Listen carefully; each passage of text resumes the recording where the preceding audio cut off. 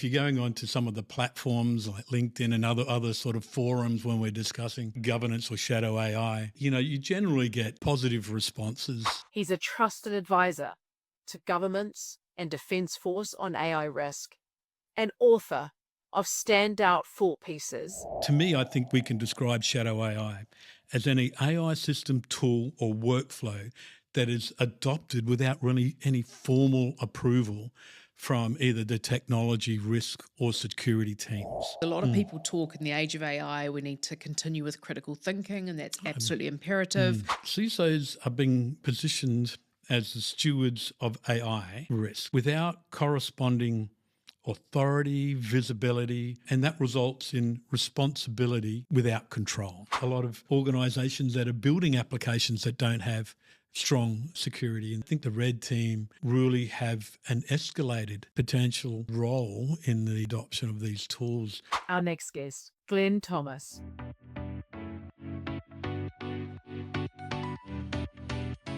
Founder of Third Pillar Advisory. He's a trusted advisor to governments and defense force on AI risk, and author of standout thought pieces like the 670,000 Shadow and the Agentic AI Security Challenge. Today's episode deep dives into how organizations should respond to managing cybersecurity risks in the age of AI.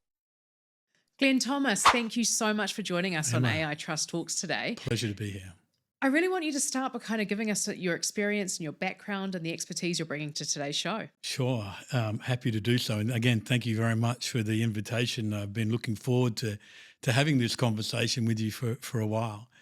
Look, my background is a little bit diverse, but with an undercurrent, if I can use that terminology, of risk all the way through.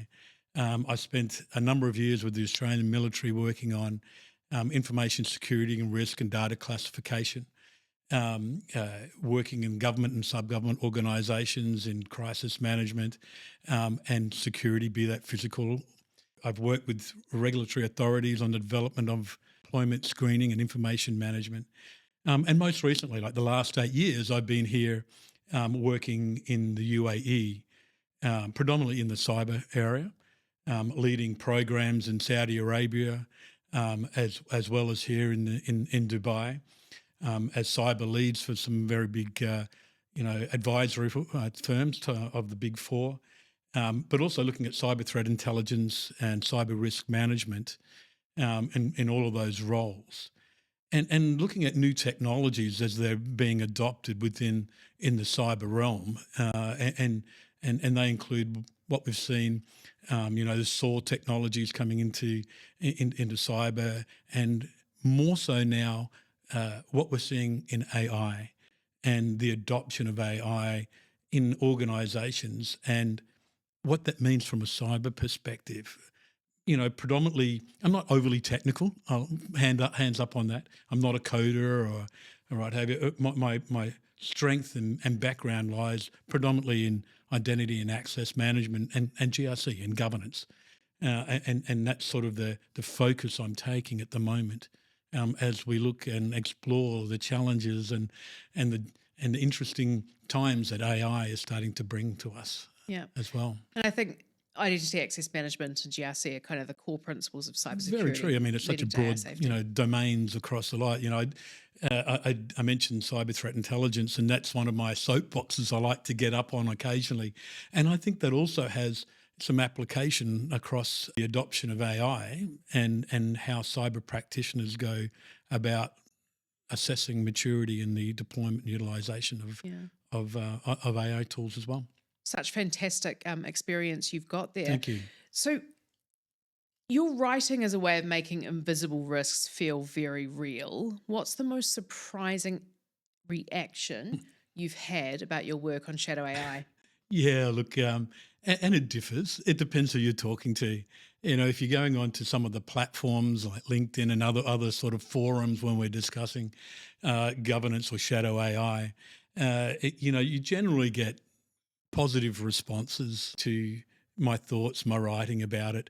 There's some questions about what I think should be implemented and that robust debate is welcome, and I think it's fantastic because I don't think we can evolve unless we have some really good, robust debate on what actually AI is and shadow AI is and what actually constitutes shadow AI.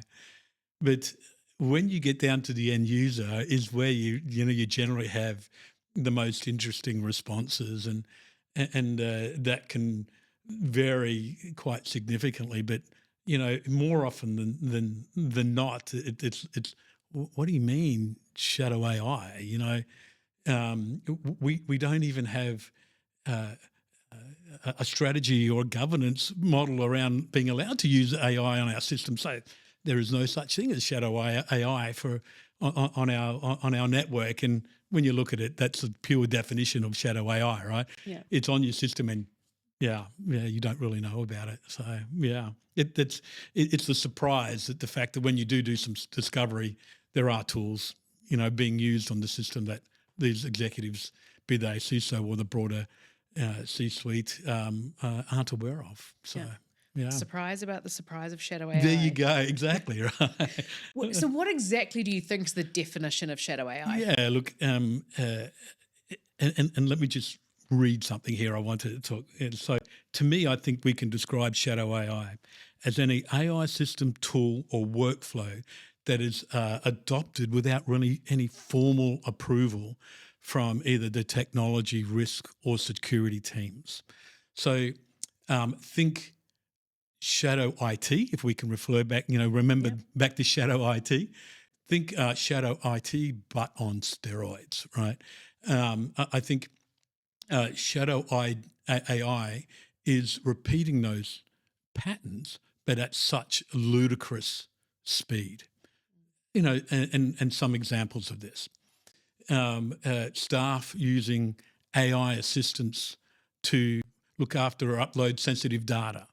An interesting point, I was sitting at a coffee shop in Marina Mall here in Dubai late last week, working remotely, as now almost everybody in the world does. And a couple of tables away from me was a person involved in a meeting. And we all talk too loudly when we're on Teams meetings with our headphones in and think nobody can hear us, right?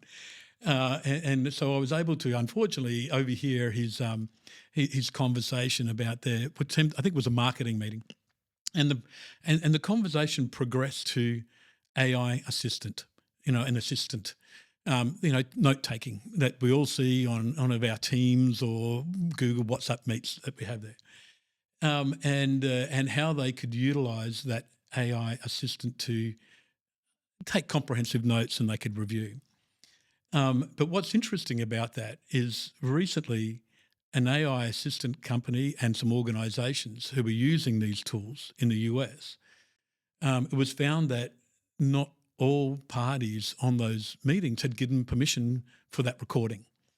So there was a subsequent lawsuit against those organisations about the unlawful use of, I guess, IP or being recorded during that meeting.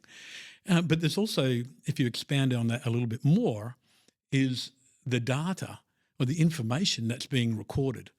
I'm sure that some of that information is sensitive, either particularly to that organisation, if it's an internal meeting, but certainly from an external meeting. And the concern is, where is that information being stored? And particularly here in the UAE, we have some quite strong data sovereignty rules as well. And where is that being managed? So there's a number of different challenges around using tools like this. And we also have such things as businesses implementing SaaS applications, or developers implementing new tools onto existing applications. And this really worries me more than shadow IT ever did. And the reason behind that is, you can have a well-meaning employee exfiltrate sensitive data so quickly, or even build unsecure code far easier than we had to be in the past. As I mentioned before, I'm not a developer or a coder, but I went on to Claude the other day and asked it to build an application for me for a dashboard, and it did it. And that's how easy it is to do nowadays. So you don't necessarily have to have that capability to be dangerous. And as we go, there's a couple of questions I think points that we want to make on attack surface, and I'll come back to that point. I also want to add in another point or another term here, and that is ungoverned AI. So ungoverned AI is sort of extends the concept of shadow AI just a little bit further. But what that is, it's sanctioned and unsanctioned AI tools that lack the required guardrails, like a data classification, usage policies, life cycle management, or even human in the loop scenarios. And in practice, this means that AI is influencing our decisions and processing data on our applications without our knowledge. The controls that we place on critical infrastructure aren't being applied to AI. And I think this is another challenge as well, is that a lot of organisations and people don't see AI as a critical system, but it's accessing so much information. It's performing actions and tasks on our ecosystem, exfiltrating data either internally or externally, but we don't put any governance around that. And we really need to see those AI systems as critical infrastructure as well. Yeah, agreed. And I want us to deep dive into the role of CISO Sure. and the dilemma and what is really keeping CISOs awake at the moment. Yeah. So you've said CISOs are being asked to govern systems they didn't procure, Yeah. don't fully understand, and can't always see. What is the core dilemma here? Yeah, I mean, this is the pointy end of one of the biggest structural tensions in modern enterprise security. And the core dilemma is this. CISOs are being positioned as the stewards of AI risk without corresponding authority, visibility, cross-functional support, or even embedded literacy. And that results in responsibility without control. All right, so and let's sort of break that down a little bit further. We have accountability without real visibility, right? And they've been asked to ensure that AI governance and maturity and data provenance, yet many systems are being procured and implemented without the security oversight. And you mentioned there about they're expected to monitor systems that they didn't design. This is not necessarily a new concept or a new issue, but with the speed of AI adoption, they're having to become even more reactive than proactive, even more so than they have in the past. And they're being asked to ensure that the AI is secure and there's a good design in place. They don't have the technical or operational context to doing so. And then we have the knowledge gap, right? Traditional security is deterministic, right? Where AI security is probabilistic and emergent. And it means that, the CISOs have great knowledge of the usual suspects of cybersecurity controls like NIST, Zero Trust, in this region, UAE AI, or AIs, I should say, cloud security, SOCs, etc. AI security needs a different level of literacy and understanding as well. We're moving to model poisoning, prompt security and prompt engineering and drift with these applications. And CISOs are supposed to know this and have this knowledge. But if you look at it, the industry itself is only just learning. And then we also have, the governance paradox, where boards and regulators are asked, are we compliant? And CISOs are saying, as we just touched on with the shadow IT, where is the AI? What is it accessing? What is it changing? And what assurance models are out there that I need to implement? And I'll touch on this a little bit further as well. But I think AI risk is multidisciplinary. But at the moment, the responsibility is singular. Right? AI isn't just a cyber responsibility, although I think as we were talking about before we came onto the chat, it is the backbone of AI assurance, governance, whatever you want to call it. But it also takes into consideration, or it also encompasses, I think, um, legal, data protection, trust, reputation and trust, as well as model ethics, operational and regulatory risk as well. Yet at the moment, all of that is collapsing just onto the CISO's plate. And this is why I think organisations need to evolve their organisational structure to encompass what I sort of like to call a bit of a trust office. And coming from a financial background, it's very common knowledge within the financial sector, but not so much in the broader business context, the utilisation or the employment of a trust office. And I think bringing those functions together, whoever leads that, and I'm thinking, as we'll discuss a little bit later, that the CISO should be able to evolve into some sort of role that does that as a chief trust officer. Whoever leads that is able to give, clarity and coherent responses to the business that not necessarily biased or fractured where it comes from business units when an incident does occur. This is a really good point. The organizational change that's needed to make AI safe is well beyond any particular role we're seeing in organizations today. And it is a big change. Whether it be innovation or driving the AI agenda, you need to review your organization as a whole. Absolutely. And for those where you've got like an enterprise risk management framework structure put in place, is that evolving? Have you considered that in the age of AI? Yeah, a very on point comment and point of view. Don't see that cohesion at the moment within organisations. And it's almost like, and I hate using this word, it's almost like what happened over COVID, right? Where there was a rapid adoption of the ability to remotely work, and organisations that were agile were able to adapt even faster than organisations that didn't have that mindset or that capability, or were sort of battleships in the oceans and took so long to turn around that there was so much compromise. And I think and I fear that we're seeing that rapid adoption of AI having a similar pattern and similar effect within organisations, and hopefully we can grab hold of that and make some changes. Yeah. And how do you advise CISOs to balance innovation enablement with risk? I think we need to learn from our previous experiences. History has a way of repeating itself.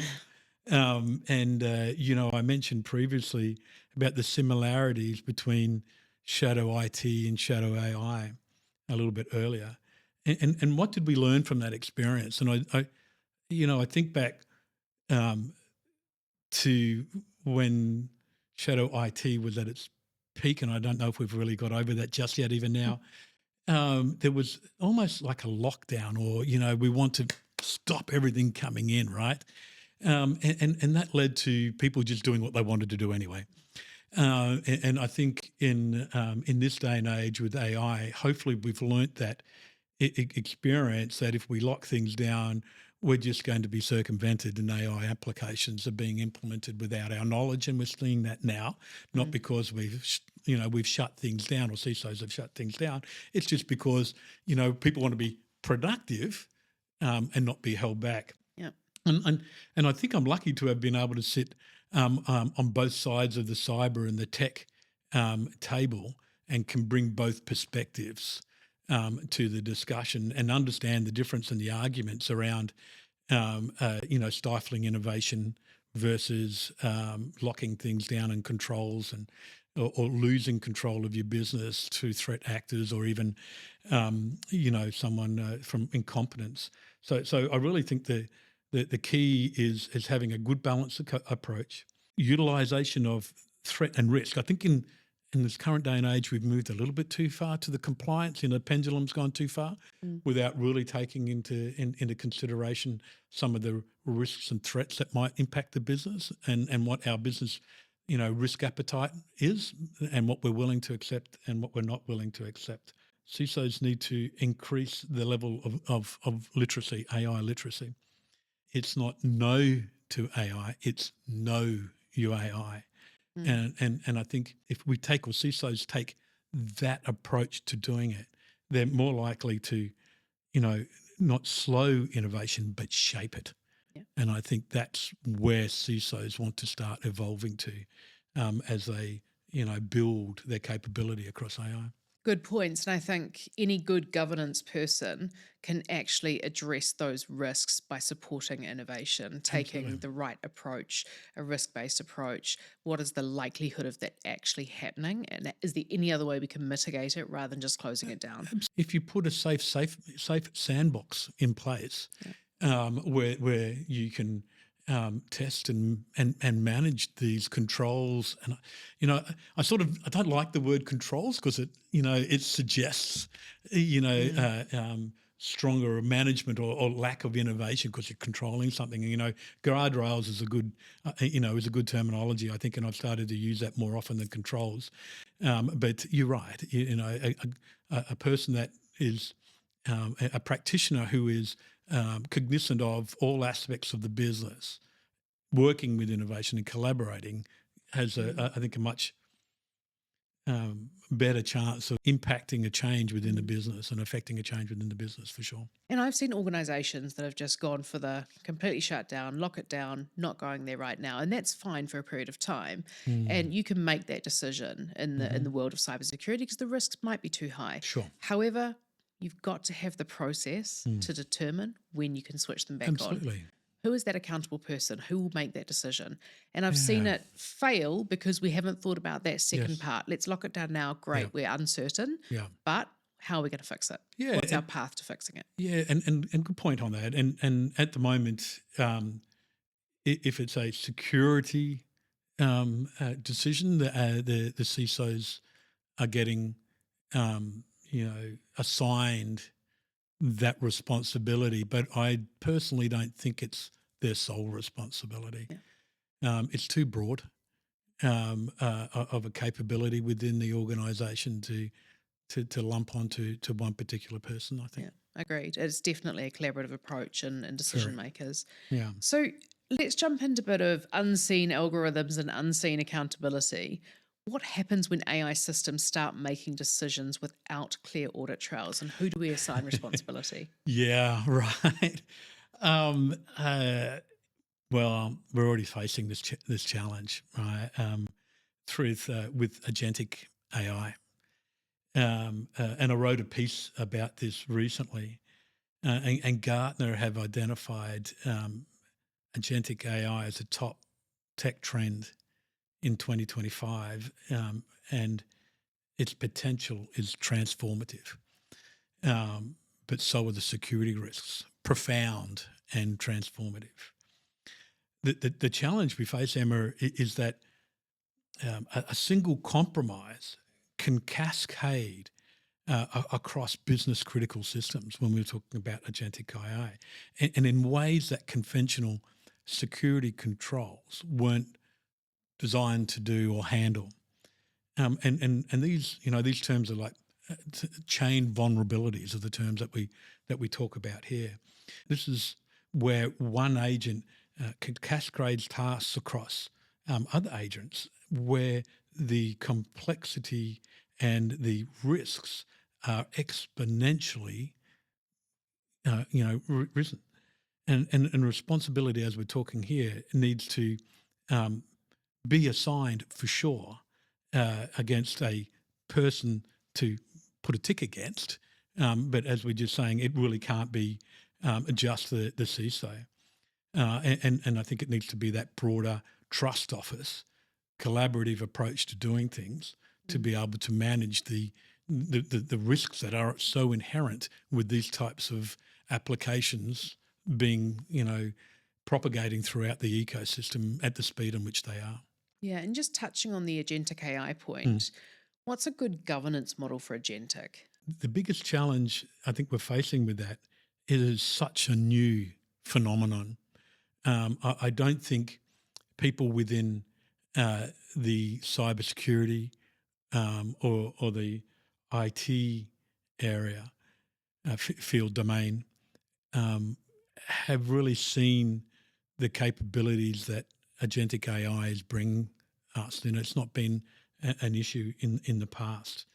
And so we're all grappling with how this can be managed, what needs to be put in place to be able to deal with this threat. And we're seeing the emergence of agentic AI security as a way to be able to manage that process, and that is evolving the tools and the capabilities and complexity around that particular domain or function within the cyber domain is just expanding. But I also feel that we need to implement still the basics. Right? There's still some good basics that we need to put in place.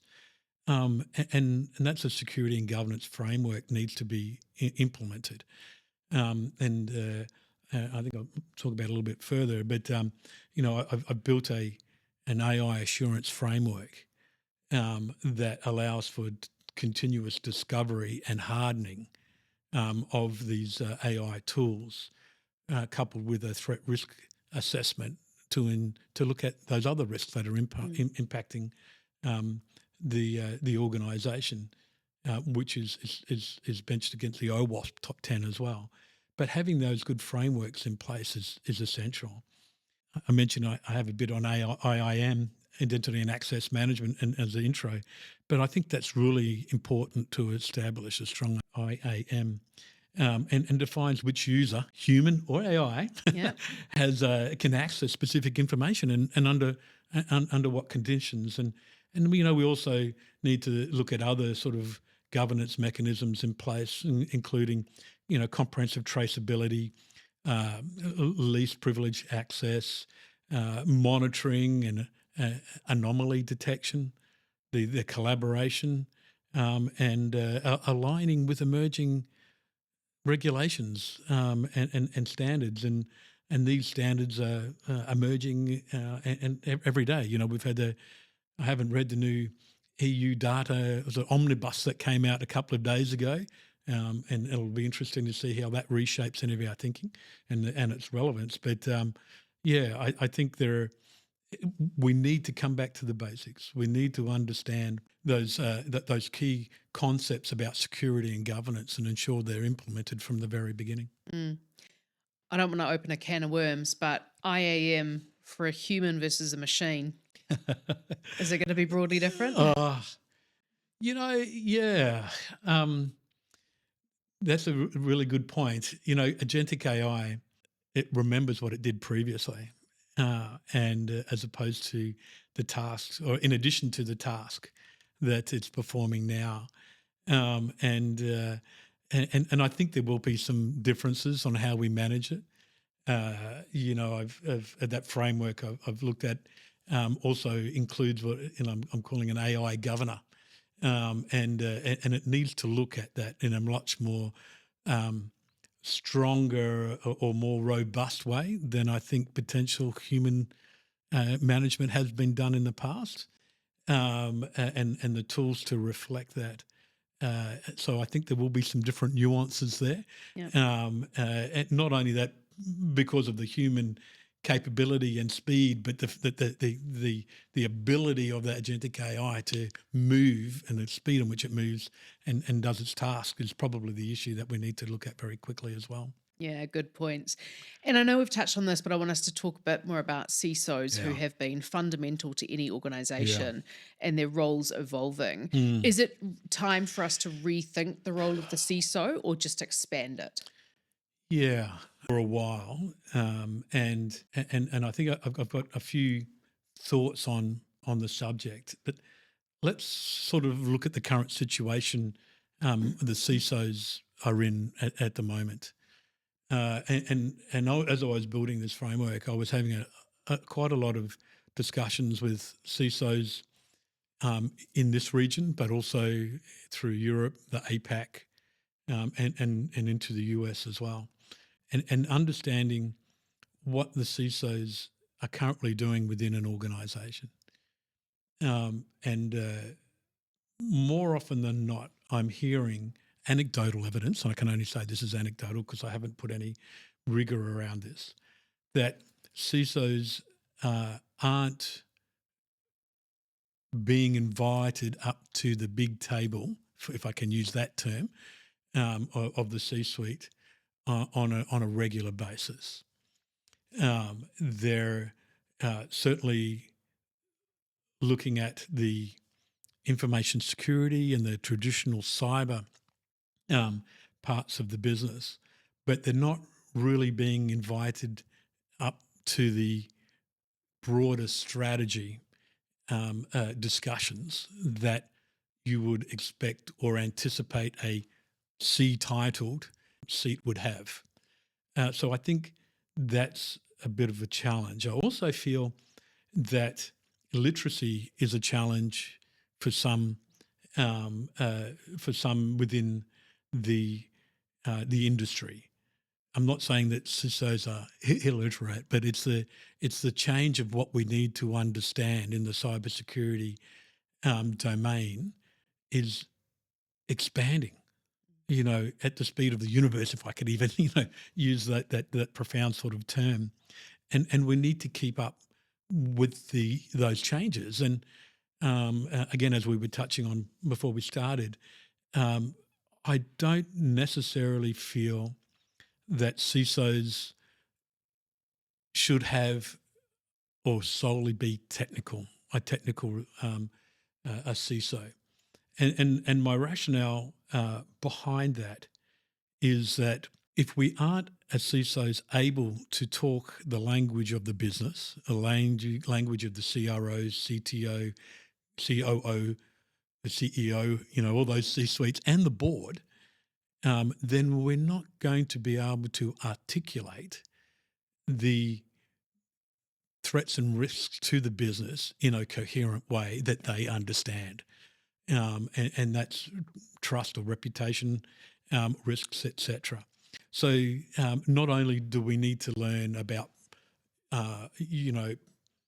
prompt security, drift, poisoning, etc., we also need to learn as a CISO the business side of things. And this is what I was touching a little bit for about that trust office, because I think it needs to evolve into a trust office. And I'm working with a number of very influential and experienced people in the US, as well as a very bright and upcoming sort of cyber practitioner by the name of Tom Treblecock in Australia, in looking at pathways for CISOs to the board. And I think to do this, the role needs to expand, and it needs to have further education and be that, some bit about accounting, something on the technology side of things, something on the business risk, something on the critical, various parts of the business, some small, concept on legal. They need to be able to undertake some of that additional learning and education to have that broader understanding of the business, and then are able to bring that to the trust office. So therefore, the CISO role can really evolve into a true C-suite function. I think so. There's a lot to sort of unpack there, but I really do feel that it's time for us, and the adoption of AI, I think, is provide the perfect catalyst for the CISOs to start to evolve and really put themselves forward to changing this organisational structure and leading the charge, for want of a better word, in how this is managed, and then the progression of that. Because look at it at the moment. What's the progression for a CISO? They go, as one CISO in Abu Dhabi said to me, we go from the CISO of a small organisation to a slightly bigger organisation to the biggest organisation, but they're to where? Back down the thing as our career fades. No, we want to change that pathway. We want to make a fundamental change of how a cybersecurity practitioner evolves from the CISO to a more C-suite influential function. Yeah. And just talking about skills, a lot of people talk in the age of AI, we need to continue with critical thinking, and that's absolutely imperative. But I truly believe storytelling Absolutely. is such a core skill that anybody should have, Yeah. especially if you're in a legal compliance, risk, cyber security role. Yeah. You must be able to explain to the business For sure. how those risks arise. Absolutely. It's- It's one thing I've been accused of ability to do, and maybe a little bit loquacious at times, but I do believe, storytelling. I do a lot of coaching as well, Emma, and I think the ability for a coach to listen, but also to be able to be a storyteller, facilitates so much more in that interaction.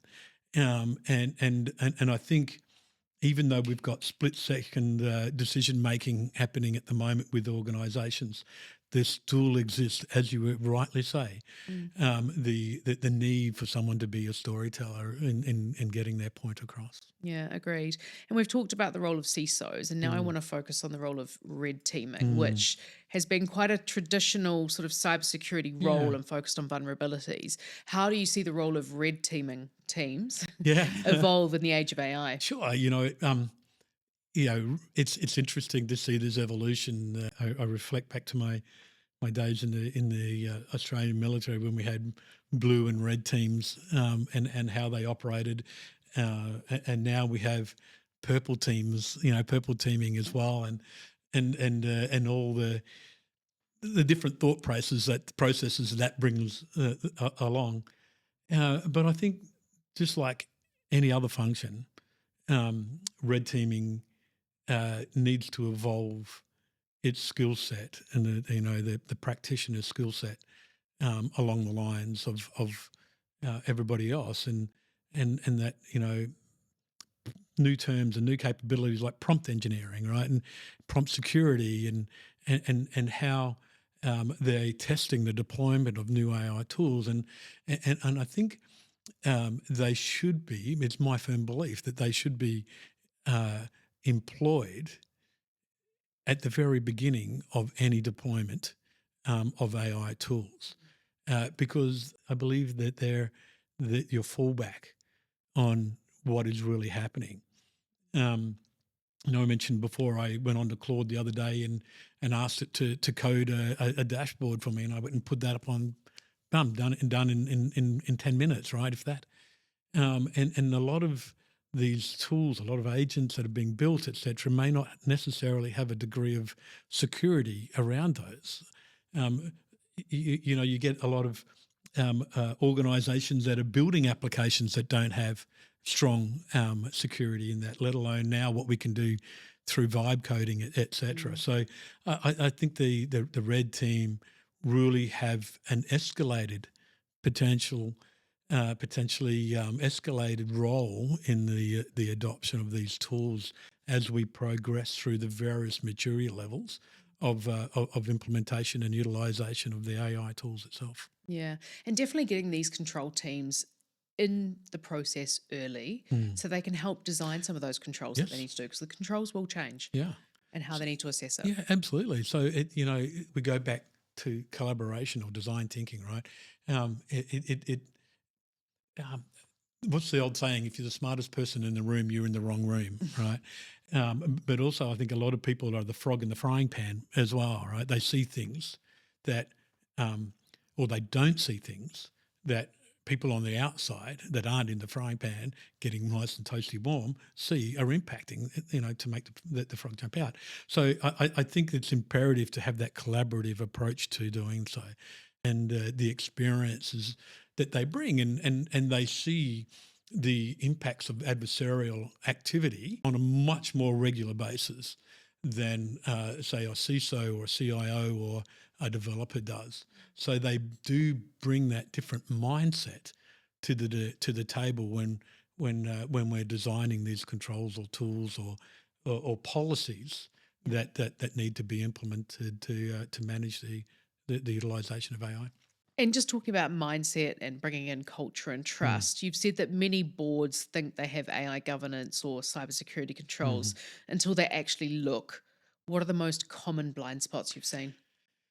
Yeah, and I think this goes back to um, I think there's a challenge across the business itself, and if I can look at it from a bottom up perspective, if I may, we touched a little bit at the very beginning about shadow AI and CISOs or whoever's in charge of information security within an organisation may not necessarily have the visibility of those tools. Yet they are still expected to provide advice on the governance of those applications. So it's almost like, what am I providing governance reports on? So they might be reporting on the tools that they're aware of. You know, we've got this third-party application that's been deployed that we use across part of our human resources management that have implemented have some function of AI implemented. So they're governing them, or they're saying this is what we're doing. They're reporting up, but they're not governing or they're not reporting on the applications that they don't know about.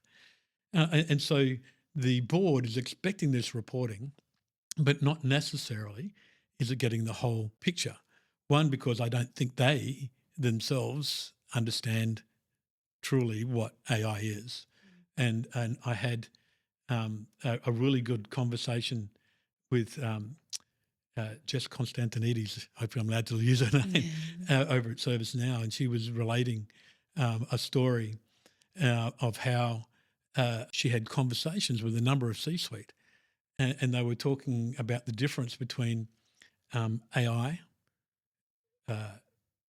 RPA, automation, and you know when the penny dropped, it was profound. It was that okay, so therefore we don't really need this, or AI is something a little bit different that we need to be aware of. Because I mean, let's face it, AI has been around since the 1950s in one way or another with the first chatbot. So I think it's the board's understanding in education and literacy and what actually AI can do to their organisation. I think that's probably the biggest blind spot that organisations have, and really understanding the dynamic nature of AI and its impact on the business as well. Yeah. And in your conversations with executive teams, how are you helping them move from reputational risk management to really into a real trust culture and trust building? This is something I worked on a little while ago and put a paper out there about. And I think it's important to touch on the decline of reputational risk as it is. But let's go back to thinking about what is reputation and what constitute or what made up the thought process about reputational risk. And if we can imagine or picture 5 organisations all at the same level, all with the same stakeholder reputation, one of them gets compromised. There is, there's personal information is lost. They've had secrets stolen, or they've been ransomware, or there's been a DDoS attack.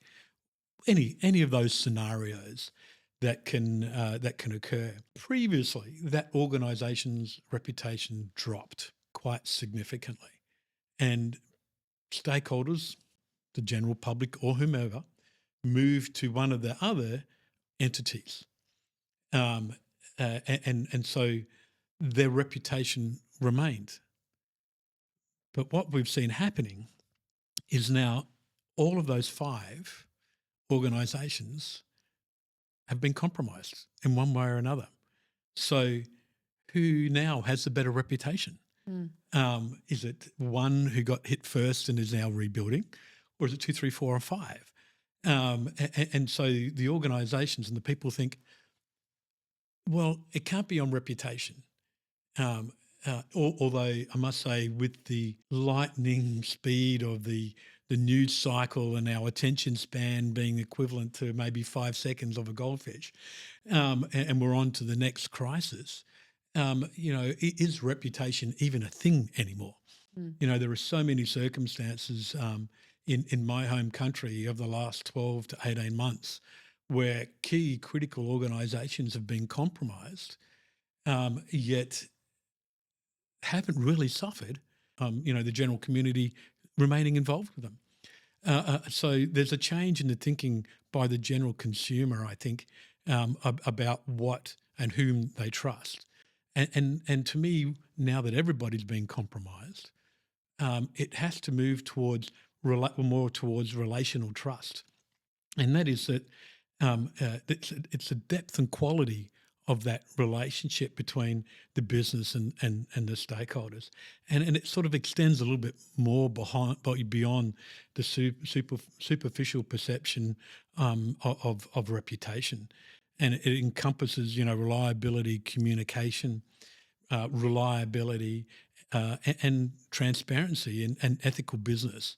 And I think those organisations that adopt those types of ethos and models go a long way to be able to weather a critical incident, the storm that might come with an incident than others that not necessarily have those in place. And let's sort of look at it that consumers are now more and more informed, Mm. and they're more critical, and they expect a lot more from organisations, and they walk.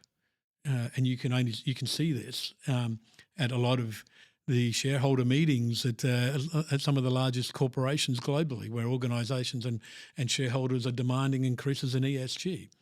They're willing to walk away. And the same thing happens with relational trust and reputation risk and in cyber. Right? Those organisations that can implement that trust have a better longevity, I think, than other organisations that don't. I think that's imperative for the C-suite to look at adopting those types of applications or that mindset. That's a really good, valuable point. What is your take on AI governance? Is it just a compliance tick box or is it actually a trust strategy? Yeah, yeah. And going back to my AI assurance framework, look, my thoughts on a trust office might give it away Yeah. a little bit, but frameworks, as I said before, I think we've gone a little bit too far on the governance pendulum, in that we've gone too far towards a tick box, and yet organisations say that we're compliant across this regulation, but we're still being compromised. Certainly, that's where zero trust potentially comes in as well. But why is this the case? And I think I firmly believe that the reason is we're only doing a tick box. We're not necessarily implementing the controls that should be implemented, or we're doing a broad brush as opposed to focusing on specific areas within our business that were identified through our threat risk assessment into the framework. So I think, to me, it is a trust. It has to move towards a trust initiative, and a way to purely a governance tick box. Mm. And with the utilization of continuous um, monitoring, hardening threat risk assessments, that enhances the trust of of stakeholders internally or externally of an organisation who are putting that in place. So I do think we're moving away from compliance. Certainly, these Mm. frameworks are very strong on compliance, but they're also able to think about, well, what else? Yeah. Is that really a requirement? Do we really need to have this compliance in place? Or can we really accept that risk? Yes, there are regulators saying that you must, and we need to abide by those. But I think that we need to move back towards, I should say, a trust model Mm. and a trust office rather than just pure compliance. Yeah, I like this. And I've seen organizations that have got a lot of policies and Mm, standards in place. mm, They're not linking together. They mm. quite often can contradict each other. So it is a time now to kind of go back and look at those core policies and standards. Does it make sense in the age of AI? And how do you actually, some organizations, I said this earlier, you know, identify AI as risk as accentuating Mm. existing risks. But is it now time to kind of assess risk, AI as a risk in itself, Mhm. bringing all those policies and standards together under that one risk type? Yeah, interesting point. It certainly should be considered as a risk. I touched about this a little bit earlier about it being a critical infrastructure, a critical system Mm, within an ecosystem. So I certainly believe that it should be. Um, the current frameworks and that we are utilising don't necessarily address the challenges that AI is bringing to us. They're trying to evolve, mm, um, but they're not where they should be or need to be. I think at the moment, and but there are more and more emerging, on a daily basis, and we see that happening.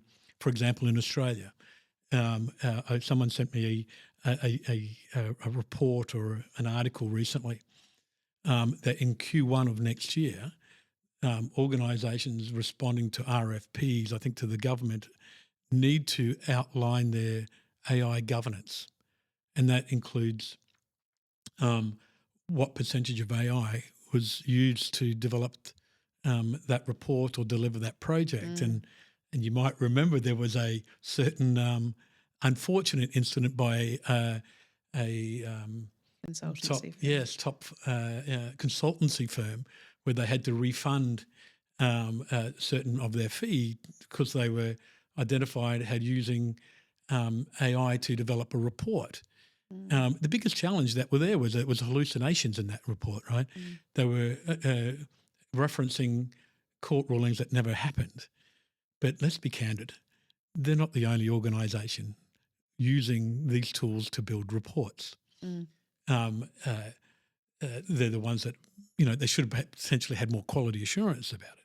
My biggest concern is what was the information fed into that tool to get the report in the first place? yeah. What PII What or data did we disclose? data, right? Exactly. And given the organisation to which they're reporting, there's pretty sensitive information about people and sensitive government there. So it may be nothing, but it might be something that we need to consider.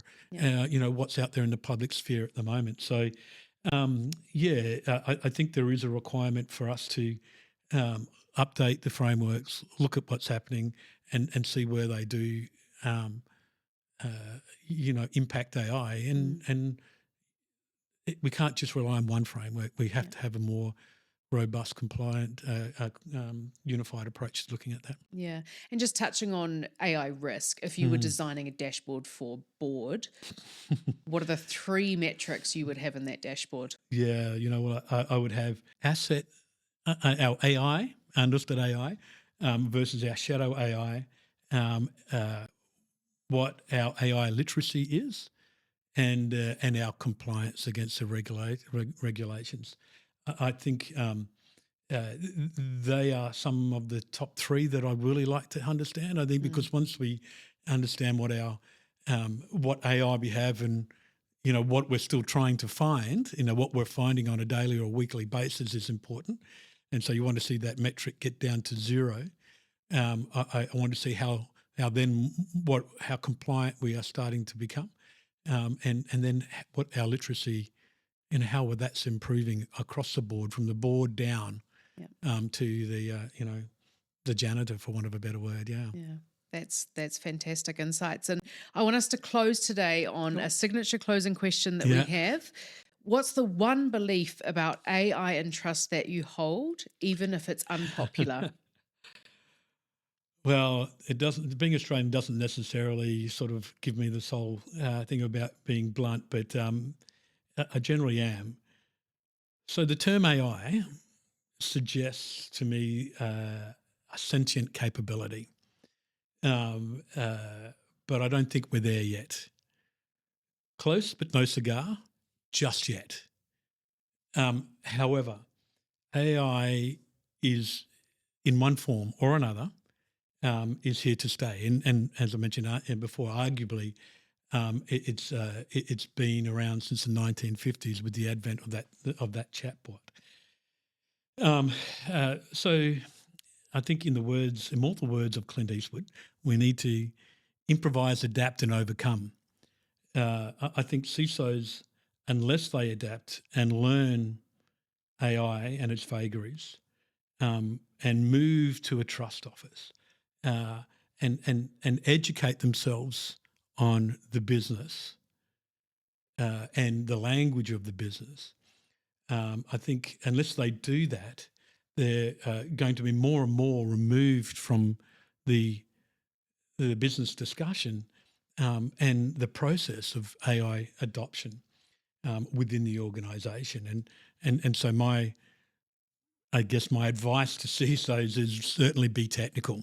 That's what got you or us there in the first place, but also be business oriented and or otherwise risk being redundant. Mm. Yeah. Glenn, thank you so much for sharing your My insights with us pleasure. today. It's been fantastic to hear your thoughts. We hope you enjoyed this episode of AI Trust Talks. If you found it valuable, don't forget to like, subscribe, and share with anyone who might be interested. Join the conversation with us on Instagram at AI_trust_talks and follow along on Spotify, Amazon, YouTube. Your engagement helps us to keep these important discussions alive. From all of us here at AI Trust Talks, thank you for being part of this journey. Until next time, keep building trust where it matters the most.